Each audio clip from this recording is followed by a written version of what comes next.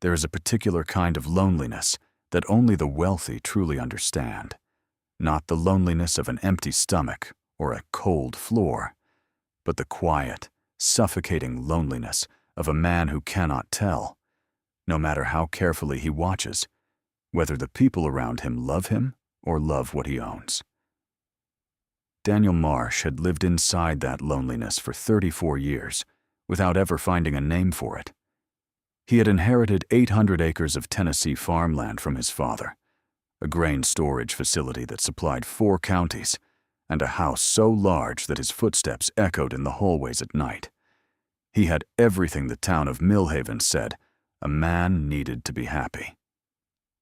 And yet, when he sat alone on the porch of that enormous house on a Sunday evening, listening to the crickets rise from the fields, the silence around him felt less like peace and more like an accusation. He had tried, twice, to find a wife the ordinary way. The first time, a woman named Cassandra had smiled at him across a church social, and for 3 months he had believed that smile was for him, until he overheard her telling a friend that the Marsh land alone was worth enough to retire on. The second time, a woman named Portia had been tender and attentive right up until the evening he mentioned, casually, that the harvest had been poor and money would be tight for the year. She had grown distant within a week and stopped returning his calls within 2. He never told her that the lean year had been a test. She failed it without ever knowing she was being examined. After Portia, Daniel did not stop wanting a companion. He simply stopped looking the way he had been looking, in the open, as himself, with all 800 acres visible behind him like a flag. If you're enjoying this story so far, don't forget to hit the like button and subscribe. Drop a comment telling me where in the world you're watching from. I love hearing from you.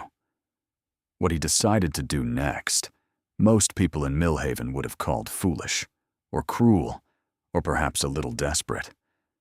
But the people who knew Daniel Marsh well, which, in truth, were very few, would have simply called it the act of a man who had been hurt enough times to get creative. He sold his truck and bought a battered 1998 pickup with rust along the wheel wells and a cracked rear windshield. He let his accounts go quiet for a season, moved a portion of his holdings into a trust managed by his attorney, and began appearing around town in worn jeans and a canvas jacket with a frayed collar. He told anyone who asked that the farm had hit hard times, that he was thinking of selling, that he wasn't sure what he had left. He was not a dishonest man by nature. But he had decided, in the way that wounded people sometimes decide things, quietly, completely, and without consulting anyone else, that the only way to find someone who would love him rather than love his land was to make the land invisible. And so the land became invisible. And Daniel Marsh waited to see what the world looked like when you stripped the money away. The town of Millhaven sits in a wide green valley in Middle Tennessee, the kind of town that appears on no important map, but feels to the people born there like the center of everything. There is a main street with a hardware store, a diner called Patsy's, a post office, a small Baptist church whose bell still rings on Sunday mornings, and a feed supply shop that doubles as a gathering place for anyone who needs to know what's happening in the county. The farms spread outward from the town like the spokes of a wheel, tobacco and soybeans mostly, with a scattering of cattle operations on the higher ground. Everyone knew everyone. Everyone knew everything. Or thought they did. Daniel had grown up here, gone to school here, buried his father here. The town knew his face, and knew his name, and knew, more or less, what he was worth. When word began to spread that Daniel Marsh might be in financial trouble, the reaction was swift, specific, and deeply revealing. While the older farmers offered thin sympathy laced with quiet satisfaction. The merchants at the feed store began speaking to him with the particular tone people reserve for someone on their way down. and 3 women, all of them daughters or nieces of families with their own comfortable land, who had previously shown no romantic interest in Daniel whatsoever, suddenly became very attentive indeed. The first was Margot Bellew, whose father owned the neighboring tobacco operation, and who had never once spoken to Daniel at a social function without glancing past his shoulder to see if someone more interesting had arrived. Within 2 weeks of the rumor spreading, Margot began appearing at Patsy's diner on the same mornings Daniel did, sitting close enough to make conversation unavoidable. She was beautiful in the way that certain women in small towns are beautiful, carefully, deliberately, as though beauty were a discipline rather than an accident. She asked him about the farm with large, sympathetic eyes and a tilted head, and when Daniel told her things were uncertain, she reached across the table and patted his hand. But her eyes, which he had learned to watch very carefully, flickered to the window when she thought he wasn't looking, and something in them calculated. He filed that flicker away and said nothing. The second was a woman named June Whitaker, who worked at the county extension office and wore her ambition as plainly as her earrings. June was sharp and fast and not unkind. But when Daniel, testing gently, mentioned that he might need to take a laboring job on someone else's property for the winter, on June's warmth cooled by several noticeable degrees, she did not stop speaking to him, but their conversations became shorter, her reasons for leaving more numerous. By the 3rd week, she stopped initiating contact altogether. He did not blame her. He simply watched and learned. The third was Renee Calloway, who was pretty and ambitious, and who, he discovered later, had already begun telling people at the beauty salon that she was getting to know Daniel Marsh better. When he drove her to a movie in the old rusted truck and let her see the cracked windshield and the torn seat covering, she went quiet in a way that was not comfortable silence, but something closer to revision, as though she were quietly crossing a name off a list. She still laughed at his jokes that evening, but the warmth was deliberate now. A performance rather than a response, and Daniel felt the difference the way you feel a change in weather before the rain begins. He drove home that night through the flat, dark fields and sat on his porch for a long time, not feeling sorry for himself. He had passed that point, but feeling something lonelier and more honest. He had hoped, somewhere underneath the experiment, that one of them would surprise him, that he was wrong about people, that he had only found the 2 wrong women before, and that the 3rd or 4th attempt would break the pattern. But the pattern held. The pattern was relentless. It was his neighbor and oldest friend, a weathered man named Clyde Burrows, who ran a cattle operation 2 miles down the road, who first mentioned Elena Voss to him, not as a candidate, not as a suggestion, almost as an afterthought, the kind of thing you say to fill a pause in conversation. "You know who I feel genuinely sorry for in this town," Clyde said one afternoon, leaning against the fence post between their properties, watching the sun go down over the south field. "That Voss girl, Elena, lives in that little rental on Fenwick Road with her mama, works herself half to death over at the alterations shop. People in this town treat her like she's furniture. You know, Margot Bellew called her the little gray moth at the Founders' Day picnic, right in front of her face. The girl just kept walking." Daniel looked at him. Why do they talk to her that way?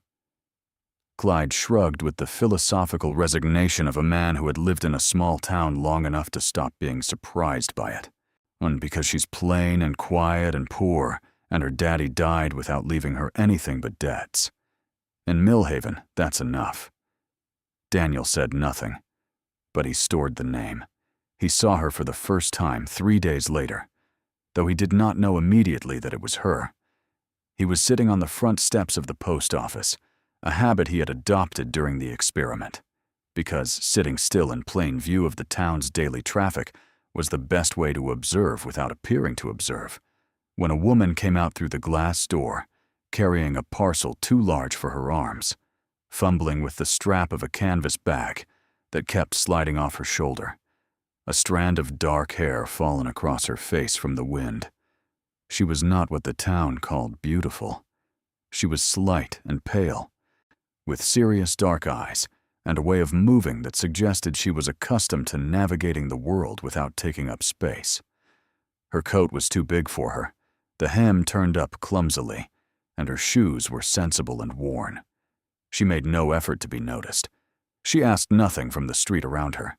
She nearly dropped the parcel, wrestled it back against her chest, and then, just as it began to slip again, Daniel stood up without thinking and said, "Can I help you with that?" She looked at him with the wariness of someone who has learned not to expect kindness without a catch. "I'm all right," she said. "I just need to get to my car." "I can walk with you," he offered. "I'm not in a hurry." She studied him for a moment, a quick, precise assessment that he noticed and respected. And then she nodded once and said, "It's just across the lot." He carried the parcel. It was heavier than it looked, a bolt of fabric, he discovered when she told him. She was making curtains for a woman on the other side of the county who had called her at 8 in the morning with a deadline. She did alterations and custom work from a rented space behind the hardware store. She had been doing it since she was 19. "Do you like it?" he asked. "The sewing work?" She considered the question seriously, as though she was not accustomed to being asked what she liked. "I like that I'm good at it," she said finally. "Whether I like it is a different question." He laughed, genuinely not the social laugh he had deployed so many times during the experiment. And she glanced at him sideways with something cautious and almost surprised in her expression, as though laughter from a stranger was not something she had been expecting. He helped her load the fabric into the back of her car, an old Civic with a dented bumper, and when she turned to thank him, he introduced himself simply as Daniel. Not Daniel Marsh, just Daniel. She shook his hand with a firm, brief grip and said, "Elena." And that was all. She got in her car and drove away, and Daniel stood in the parking lot of the Millhaven post office, watching the dust settle behind her tires, feeling something he had not felt in a long time. The simple, clean sensation of having spoken to someone who was not performing, who was not calculating, who had not glanced past his shoulder once. He told himself it meant nothing. It was one conversation. He was in the middle of an experiment. He needed to be careful. But he found reasons, over the following week, to pass by the alterations shop behind the hardware store. He found reasons to be on Fenwick Road on Thursday morning, which he had learned was when Elena walked to the early service at the Baptist church. He was not following her. He was simply, he told himself, observing. What he observed was this. Elena Voss moved through the town of Millhaven like a woman who had made a private arrangement with the world to want very little from it. She did not attend the social events where the eligible women gathered. She did not appear at the diner on the mornings when conversation and visibility were the real point of the meal. She brought her mother, a thin, slow-moving woman with a cane, whom the town called Mrs. Voss, without warmth, to her medical appointments on Wednesday afternoons, and she sat in the waiting room doing hand-stitching from her bag rather than looking at her phone. She bought groceries in careful, deliberate amounts. She did not complain about any of it, or at least not in any space where Daniel could hear. What he also observed, and this was the thing he could not fit comfortably into the framework of the experiment, was how other people treated her. Margot Bellew passed her on the sidewalk without acknowledgement 3 times in 1 week. June Whitaker spoke to her at the church door with the brisk, faintly pitying efficiency of someone checking an obligation off a list. Even the women who were not unkind seemed to look through her, as though Elena occupied a frequency the town had collectively agreed not to tune to. And Elena did not seem to require them to see her. She continued walking, and she continued working. She brought her mother to the doctor and bought the groceries and stitched the curtains for the woman across the county. And she did all of it with a composure that was not coldness or resignation, but something Daniel had a harder time naming. Something that looked, from a careful distance, like a woman who had decided long ago that her own opinion of herself was the only one that needed to be accurate. He approached her the second time on a Thursday evening, outside the hardware store, when he was helping Clyde load a bag of feed into his truck, and she was locking up the alteration shop. She looked tired. There was a small ink stain on the side of her hand, and her hair was back in a loose bun that had given up trying sometime around noon. "Elena," he said, and she turned. She recognized him, and he could see it, the small, neutral adjustment of her face that meant she had filed him accurately in her memory and was now deciding how to proceed. "Daniel," she said. "The post office." "The post office," he agreed. "I was wondering if you'd like to have coffee sometime." "At Patsy's. Nothing complicated." The pause that followed was not flirtatious. It was honest. She was thinking about it, actually thinking, not performing consideration. He found that more attractive than any deliberate coyness could have been. "Why?" she asked. He blinked. In 34 years of asking women to coffee, no one had asked him why. "Because I enjoyed talking to you," he said. "Because you answered a question I asked you honestly, instead of saying what you thought I wanted to hear." She looked at him for another long moment.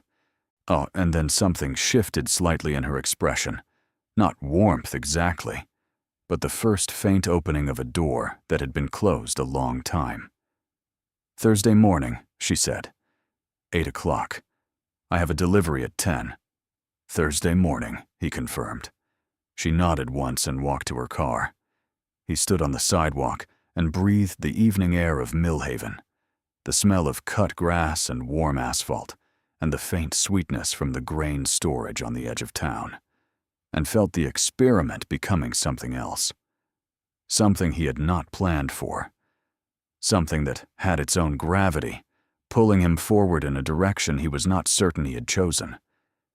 If you're hooked on this story, make sure to subscribe and turn on notifications so you never miss an upload. Your support means everything and helps me bring you more emotional stories like this one. He had told himself the experiment was about finding the truth. He had believed that completely. He had not considered the possibility that finding the truth might mean finding something he was not ready for. A woman without pretense in a town built on it. A woman with ink on her hand and a threadbare coat, and the quiet, devastating dignity of someone who had never once asked the world to lower its expectations of her suffering.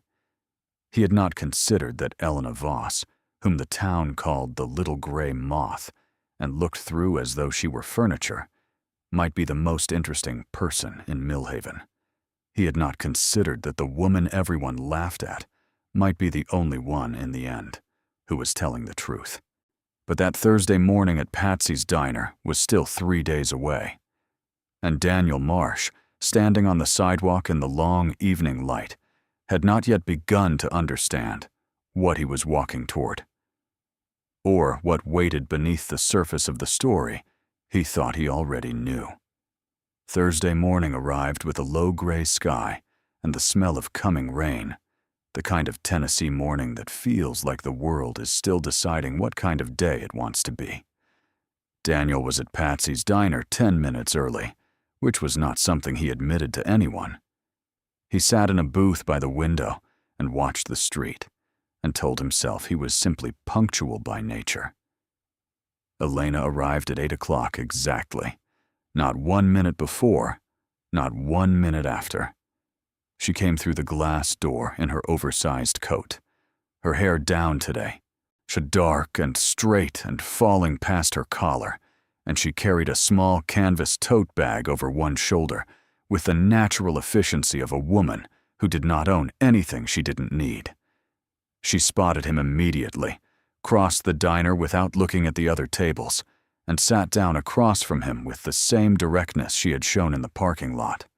No performance of arrival, no moment arranged for effect.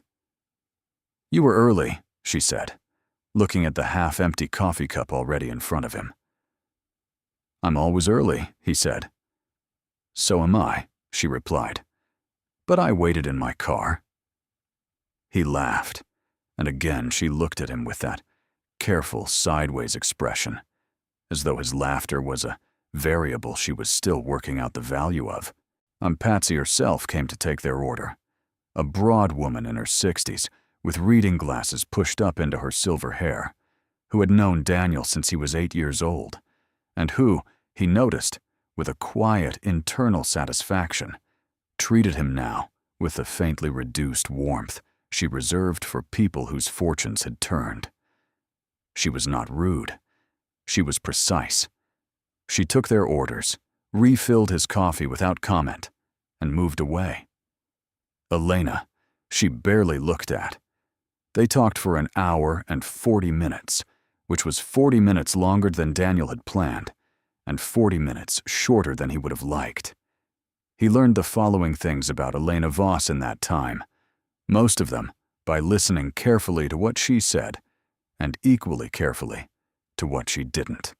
Her father had died 6 years ago, and leaving behind a small house on the edge of town that turned out to have a second mortgage on it, which the bank had called in within 8 months of his death. She and her mother had moved to the rental on Fenwick Road with what they could carry. Her mother had mobility problems now. Her hip, poorly repaired after a fall 2 winters ago, had never fully healed. And Elena had quietly assumed the cost of the medical appointments, the prescriptions, the weekly visits to the physical therapist on the far side of the county. She told none of this as complaint. She told it the way a carpenter might describe the structure of a house, factually, without drama, because facts were useful and drama was not.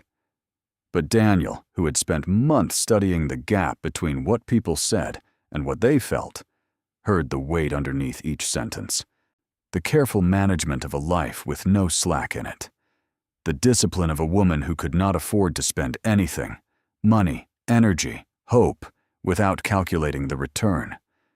What she did not tell him, what he learned instead from the quality of her silences, from the brief hesitations before she answered certain questions, was how lonely it had been, how thoroughly the town had reclassified her after her father's debt became public knowledge, how the social invitations had thinned and then stopped, and how she had decided, with what he suspected was enormous private effort, to stop noticing. In return, he told her the version of himself that the experiment permitted. A farmer who had hit a difficult stretch, uncertain about the land, living more quietly than he had in the past. He was not proud of the deception. Each omission sat in his chest like a small, cold stone. But he was not ready to dismantle it yet, not because he distrusted her, but because he did not yet understand what he was building, and he was afraid that the truth, dropped too early, would change the shape of the thing before he could see what it was supposed to become. What he understood, walking back to his truck in the thin Thursday morning rain, was that Elena Voss was nothing like the women he had been watching for months. She had not asked about the farm's acreage. She had not inquired about his plans for the land. She had not once, in nearly 2 hours of conversation, looked past his shoulder at something more interesting.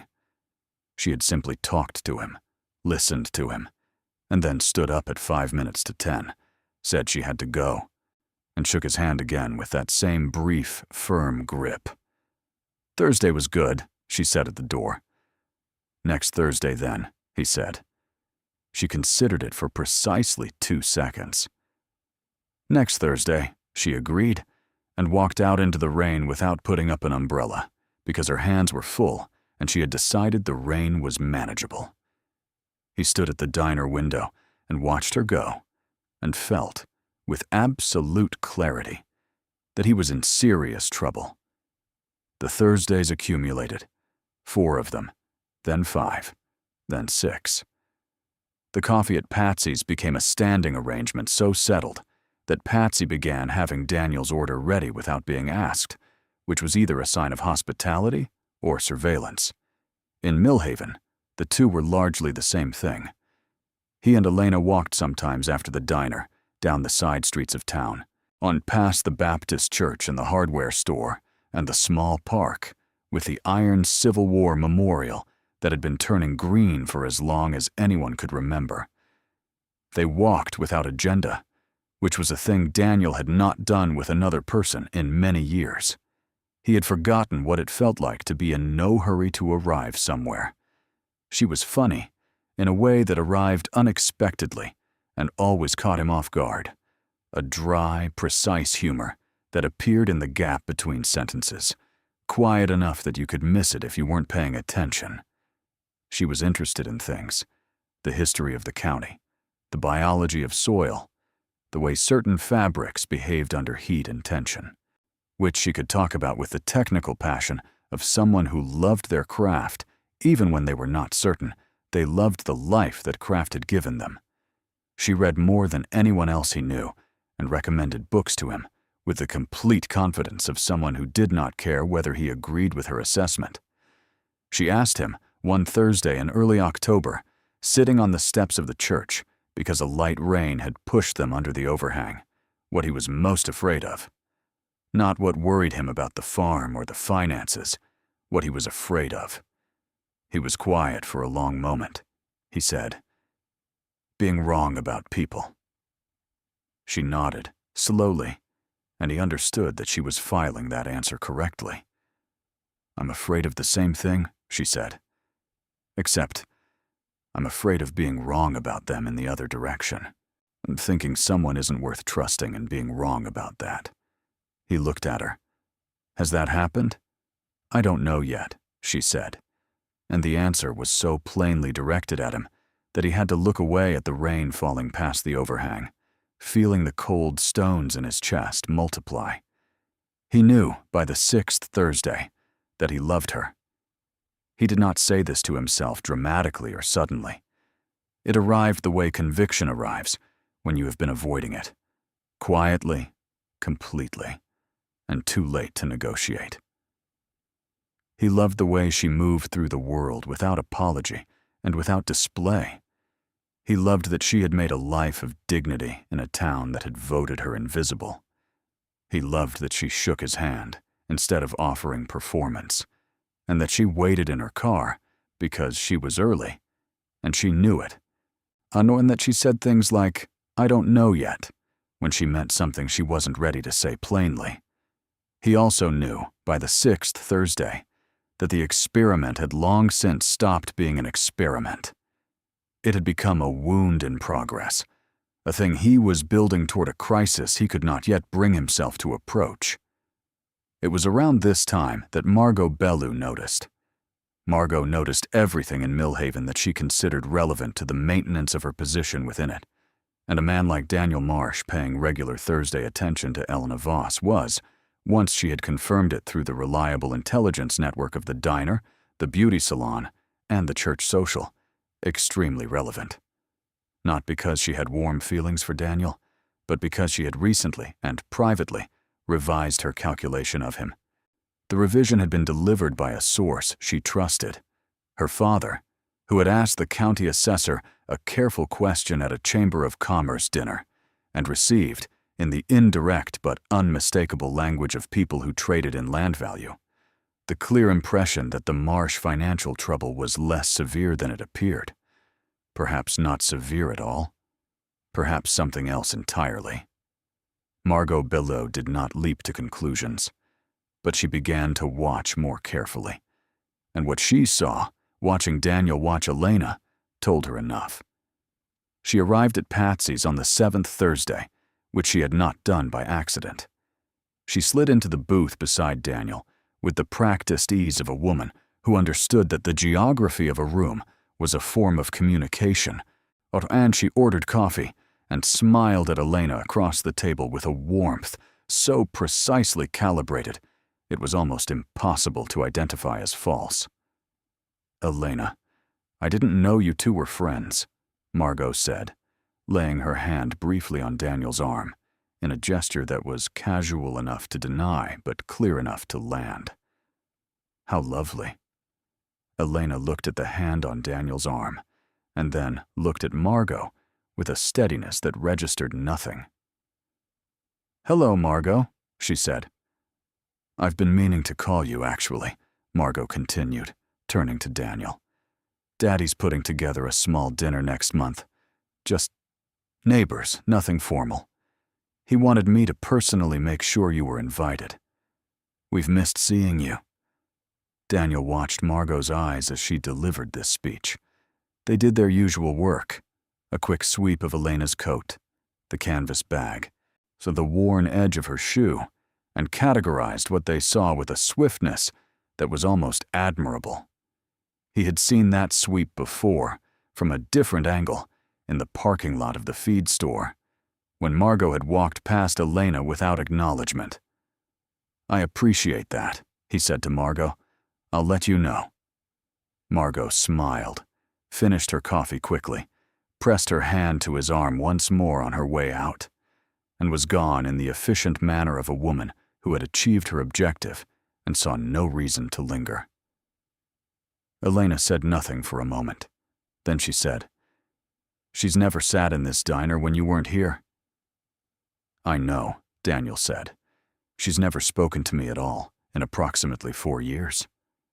"I know that, too." Elena looked at him with those serious dark eyes. "What exactly are you, Daniel, that she would drive 3 miles to put her hand on your arm in front of me?" The question was direct and deserved a direct answer, and for the first time in 7 Thursdays, Daniel felt the full weight of what he had omitted pressing against the back of his sternum. He opened his mouth and then didn't say what he should have said. He said instead, "Someone she's recently decided to be interested in." It was not a lie, but it was not the truth either. And Elena, who had a precise instrument for detecting the space between those two things, went slightly still in a way he had not seen before, and looked at him for 3 long seconds before she nodded slowly and picked up her coffee cup. He drove home that Thursday in the November cold and sat on the porch of the enormous house, the house she had never seen, and looked out at 800 acres of dark Tennessee land, and felt the experiment pressing in around him like a room whose walls had been moving inward for months. He had set it in motion to protect himself from being loved for the wrong reasons. He had not considered that the protection itself might become the cruelest thing he did. The following week, Margot escalated. She appeared at the alterations shop on a Wednesday afternoon with a dress that needed hemming. A dress, Elena told him the following Thursday, with a measured flatness that had already been professionally hemmed. She had brought it in under a pretense, and spent 20 minutes in the small back room of the shop examining Elena's workspace with barely concealed assessment, while making conversation that was warm on the surface and something colder underneath. "She asked me how long I'd known you," Elena said, looking at the table rather than at Daniel. "She asked it the way people ask questions when they already know the answer and want to see how you tell it." "What did you say?" "I said we'd had coffee a few times." Elena looked up. "Is that accurate?" "Elena, I'm not asking to be difficult," she said quietly. "I'm asking because I've spent 6 years in this town, watching people treat me a certain way, based on a certain understanding of what I am and what I'm worth. And I've gotten very good at recognizing when that understanding is being revised." She paused. "Margot Bellew is revising something. I'd like to know what." The question hung between them in the warm air of Patsy's diner, and Daniel looked at the woman across from him, the ink on her hands from a morning of work, the careful composure of someone who had learned not to spend emotion cheaply, and felt the cold stones in his chest become something heavier and more urgent. A reckoning gathering mass, a truth that had been patient long enough. He almost told her then. The words were there, assembled and ready. He almost said, "The farm is not failing. I have 800 acres, and a grain facility, and a house with echoing hallways, and I have been hiding all of it because I was afraid, and I am sorry, and you are the only person in this town I do not want to be afraid with." But the bell above the diner door rang, and Clyde Burrows came in stamping mud from his boots, and the moment collapsed like a held breath finally released. The words went back where they had come from, and Daniel thought, next Thursday. I'll tell her next Thursday. He did not understand, yet, that next Thursday would be too late. That the thing he was hiding was not the only thing being hidden in Millhaven that autumn. That Elena Voss, the woman he had been watching so carefully, measuring so precisely, protecting himself from with such elaborate architecture, had her own buried truth. One that had been waiting underground since long before Daniel Marsh decided to buy a rusted pickup truck and pretend his land had disappeared. He did not know what Clyde would tell him 2 days later, standing at the fence post between their properties in the cold November wind. But he did not know that the information Clyde was about to deliver would strike him not like a revelation, but like the answer to a question he hadn't known he'd been asking, a question the story had been asking from the very beginning. He did not know that Elena's serious dark eyes, the careful way she moved through a world that had decided not to see her, the precise and studied composure of a woman who wanted very little and needed no one's approval. None of it was what it appeared to be, and neither was she. Clyde Burrows was not a man who trafficked in gossip. He was a man who trafficked in cattle and winter feed contracts and the slow, patient accumulation of accurate information about the world around him, which was a different thing entirely, though the raw material was sometimes the same. When Clyde told you something, it was because he had verified it and decided you needed to know it and could not see a reasonable way to avoid the conversation any longer. So when he leaned against the fence post on that cold Friday morning in November, watching the bare fields stretch away to the south, and said, "I need to tell you something about that Voss girl," Daniel went very still and listened. What Clyde told him took 4 minutes. It arrived in the direct, unhurried cadence of a man reporting facts in the order they became relevant. He had heard it from the county assessor's wife, who had heard it from a lawyer in Nashville, who occasionally handled business in Millhaven, and Clyde had spent 3 days quietly verifying the parts that could be verified before he brought it to the fence post. Elena Voss's father had not simply died leaving debts. He had died leaving a lawsuit, a civil action against a development company that had been filed 18 months before his death, and that had proceeded, slowly and without any fanfare, through the court system in his absence, managed by his attorney, and by the single family member who had not walked away when the money disappeared. That family member was Elena. The lawsuit concerned a parcel of land, 30 acres on the eastern edge of what had been Voss property, sold under fraudulent misrepresentation to a development company that had known the land contained a protected watershed and had concealed that fact to depress the sale price. The case had settled quietly 2 weeks ago. The settlement was not public record, but the figure involved, Clyde said, or looking at Daniel with the steady eyes of a man delivering complicated news carefully, was significant. The word he used was significant. The way he said it communicated more than the word itself. Elena had known for months that the settlement was coming. She had said nothing to anyone in Millhaven.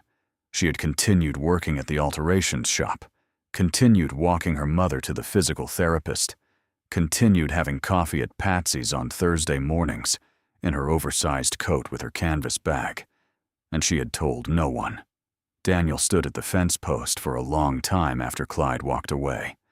The November wind came across the open fields and pushed against him, and he stood in it and felt the full architecture of the past 7 weeks rearrange itself around this new information, the way every earlier scene takes on a different weight when the hidden truth is finally named. He thought about the careful way she answered questions, the 2 seconds she took before agreeing to Thursday coffee, the precision with which she had said, "I'm afraid of being wrong about them in the other direction." He thought about Margot Bellew's eyes doing their quick inventory of Elena's coat and shoes, and the absolute waste of that calculation. He thought about the town of Millhaven deciding Elena Voss was furniture, was a gray moth, was someone whose poverty made her invisible, and how Elena had taken that invisibility and worn it like a deliberate choice rather than a verdict, waiting in her car because she was early, and she knew it, giving nothing to a town that had given her nothing, and quietly, methodically, without drama or complaint, fighting a 6-year legal battle to recover what her family had been defrauded of.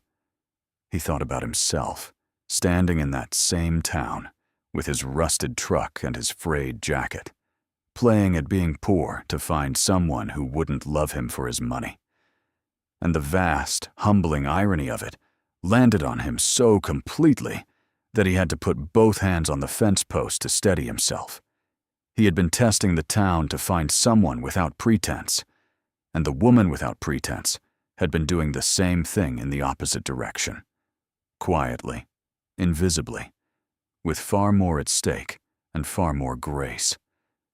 He called her that afternoon. Not Thursday, today. Friday, which was outside the arrangement they had settled into, and which would tell her immediately that something had changed. She answered on the 3rd ring. "Daniel, can we walk?" he said. "This evening, if you're free. Not Patsy's, just a walk." A brief pause, the 2-second consideration he had learned to recognize. 6 o'clock, she said. "The park." "The park," he said. "Yes." He was there at 10 minutes to 6, which meant she was already there when he arrived, standing near the iron Civil War memorial with her hands in her coat pockets, watching the last of the daylight go out of the November sky. He crossed the grass toward her, and she turned at the sound of his footsteps and looked at him with that serious, precise expression. And then something in his face told her that this was not an ordinary evening, and her own expression shifted into a watchful stillness. They walked without speaking for the first minute, which was not uncomfortable but was deliberate, both of them understanding that something was about to be said, and neither wanting to arrive at it too quickly. Daniel spoke first. "I owe you a complete truth," he said. "And I want to give it to you before I ask you for anything, and without any expectation of what you do with it afterward." Elena said nothing. She walked and listened. "My name is Daniel Marsh," he said. "You know that. What you don't know is that the Marsh farm is not failing. It has not been failing. It is 800 acres of productive land in this county, and a grain facility that supplies 4 counties, and a house that is far too large for one person and has been for a long time." He paused. "I bought the rusted truck deliberately. I let the rumor about financial trouble spread deliberately. I have been watching how people behaved toward me when they thought the land was gone, because I had been hurt before by people who wanted the land and not the man standing on it." He stopped walking. She stopped beside him. He looked at her directly. "I was dishonest with you, not about who I am, but about what I have. And I am sorry for that with every part of myself, because you of all people deserved honesty from the first Thursday." The silence that followed was complete. A car passed on the street beyond the park. Somewhere in the dark branches above them, a bird settled and went quiet. Elena looked at him for a long moment without speaking, Her expression was not anger, exactly, but it was not forgiveness either. It was the expression of someone receiving a complex piece of information and processing it with full seriousness, the way she did everything, without performance, without shortcuts. "How long have you known about the settlement?" she asked. The question stopped him cold. He stared at her. "Clyde told me this morning." She nodded slowly. "I thought it might have been that." Another pause. "I was going to tell you. I decided to tell you next Thursday. I've been trying to work out how to say it without it changing." She stopped, started again.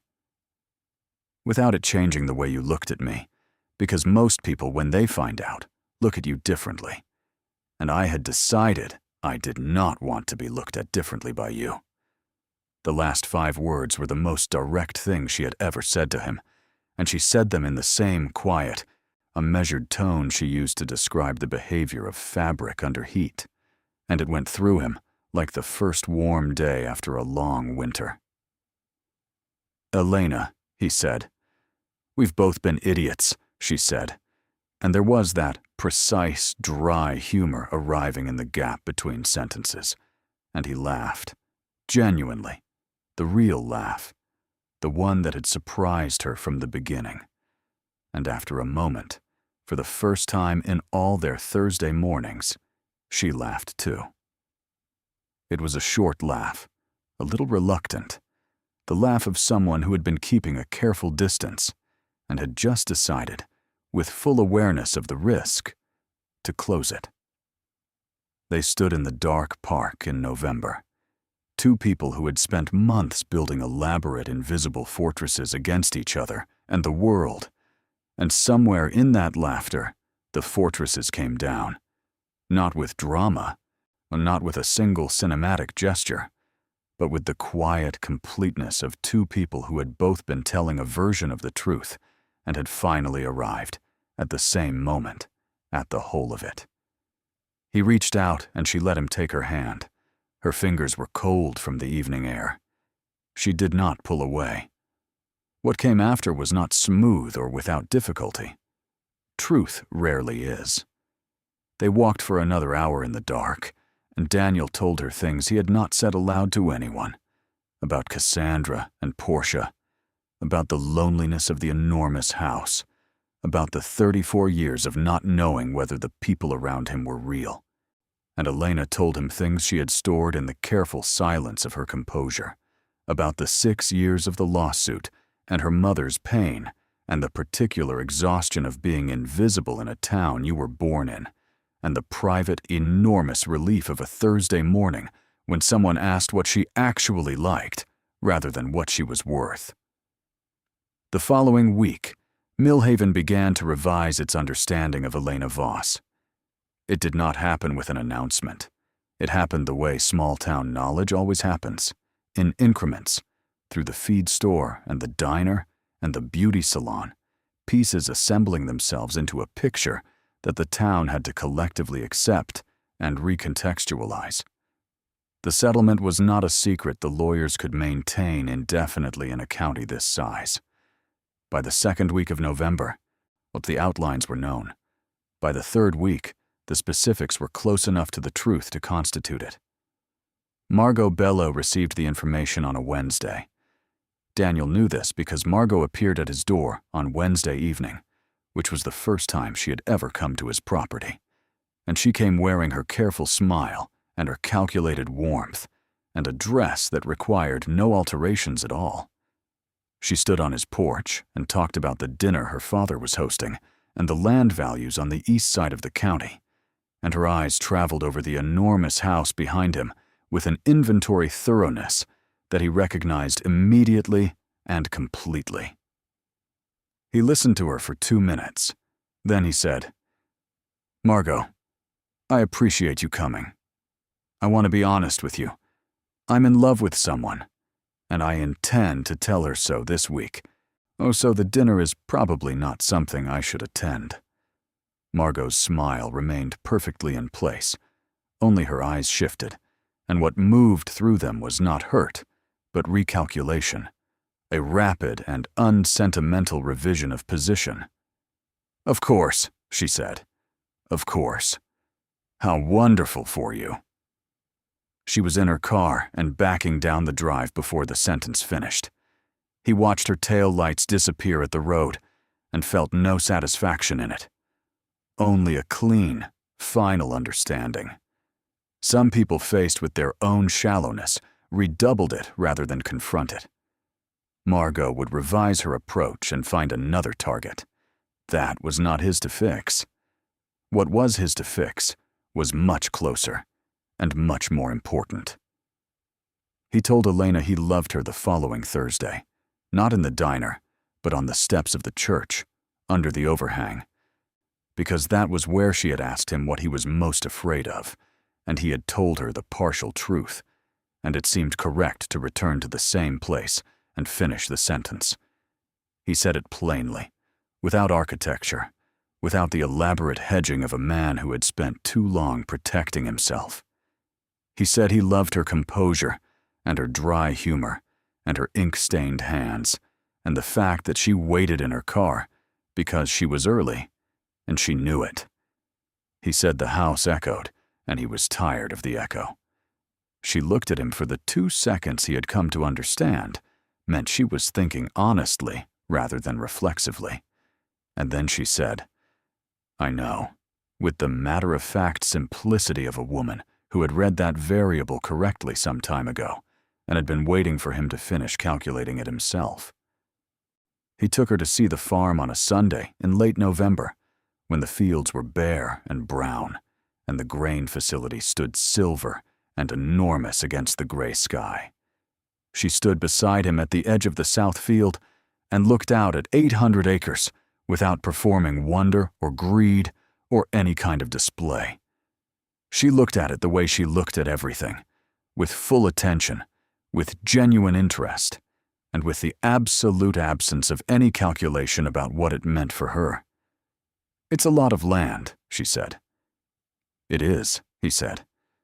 "You must have been very lonely in that house." "Impossibly," he said.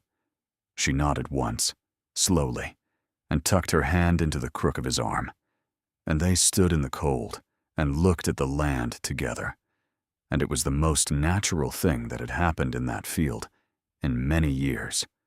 There is a particular kind of grace that belongs to people who have been invisible for a long time, not the showy grace of those the world has always watched, but the quieter, more durable kind that develops in the unseen hours, in the rooms no one enters, in the private work of a person who keeps faith with themselves when no one is keeping faith with them.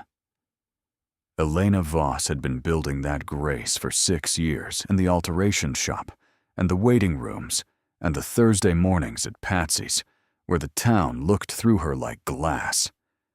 She had not needed anyone to see it to keep building it, but she had allowed one person, slowly and with full deliberation, to come close enough to recognize it. And that recognition, earned through weeks of honest conversation rather than granted by accident or circumstance, was worth more than anything the settlement or the land or the town's revised opinion could offer. Daniel Marsh had set out to test the world. What he had discovered, standing in a November park in the dark, listening to a woman laugh for the first time, was that the world had been testing him in return, and that the test was simpler and harder than the one he had designed for it. It was not. Can you find someone who doesn't want your money? It was. Can you become someone worth finding? Can you set down the architecture of your own protection long enough to stand in the open, fully seen, and trust that the right person will see you honestly? He had needed Elena to teach him that. She had needed, perhaps, to be seen by someone whose sight she could trust. Between them, in the Thursdays and the walks and the cold park evenings, they had taught each other the same lesson from different angles, which is the way the best lessons usually arrive. Their mothers met on a Sunday in December, Elena's, who moved carefully with her cane and had her daughter's serious dark eyes and a dry wit that explained a great deal. Daniels, who had driven up from Knoxville, and who sat across the table from Elena for the entirety of lunch, with the focused approval of a woman who had watched her son be lonely for a very long time. They ate in the big, echoing dining room, and it did not echo quite so much as it usually did. Elena's mother laughed twice, genuinely, and the sound of it filled the space in a way that expensive furniture and 800 acres had not managed to do. The town of Millhaven continued its revision slowly, imperfectly, in the way of small towns that are not accustomed to being wrong. Some people revised generously and with evident relief, as though they had been waiting for a reason to feel differently and were glad the reason had finally arrived. Others revised technically, updating their behavior toward Elena without updating the internal ledger that had devalued her to begin with. But she did not require their internal ledgers. She required only the space to move through the town as herself, and that space was now, unmistakably, hers. Margot Bellew was seen, in the spring, showing considerable warmth toward a land developer from Nashville who was looking at property in the county, and if the town noticed the pattern, it discussed it in the way it discussed all its observations, quietly, thoroughly, and with the particular satisfaction of people who like to feel they have understood something. Daniel heard about it at the feed store and felt nothing except a mild retrospective sympathy for the Nashville developer. What he felt in large, daily, almost overwhelming quantity was something different and simpler. The house did not echo anymore. Elena had kept her rental on Fenwick Road through the winter. She was not a woman to move quickly past her own deliberation, but she was there most evenings, and sitting at the kitchen table with her hand stitching or her books, while Daniel worked at the desk across the room, and the particular quality of silence that filled the house when she was in it was nothing like the silence that had been there before. It was a full silence, a warm one, the silence of a room that has what it needs. Her mother's hip was properly addressed in February by a surgeon in Nashville who was the best in the region, and the recovery was slow but steady. And Elena sat in the waiting room during the surgery, doing hand stitching from her bag, and Daniel sat beside her, doing nothing at all, because there was nothing useful to do, and he had finally, after 34 years, learned the difference between control and presence. In the end, what this story is about is not really a farmer and his rusted truck, or a town that looked through a woman until it couldn't afford to anymore, or even a settlement that gave a name to what had always been known. It is about the particular courage required to remain honest about who you are in a world that continuously offers you incentives to be something else. Elena had that courage in the alterations shop and the parking lot and the Thursday mornings. Daniel learned it from watching her, and then from being forced, gently, persistently, inevitably, to practice it himself. The hardest thing is not the grand gesture. It is not the moment of revelation in the park, or the knees in the mud, or the bold declaration under the church overhang. Those moments matter, but they are only possible because of the ordinary, unseen, daily accumulation that precedes them. The ink on the hands, the car you wait in because you're early and you know it, the question you ask that no one else has thought to ask, the Thursday you show up for, even when the sky is gray and the outcome is uncertain. That is where the real story lives. In the ordinary Thursdays, in the woman who answers honestly and shakes your hand and walks out into the rain without putting up an umbrella because her hands are full and she has decided the rain is manageable. She was always worth seeing. It simply took the right kind of looking. Thank you so much for watching until the end. If you loved this story, check out the other videos on your screen now. I think you'll really enjoy them. And don't forget to subscribe if you haven't already. See you in the next story.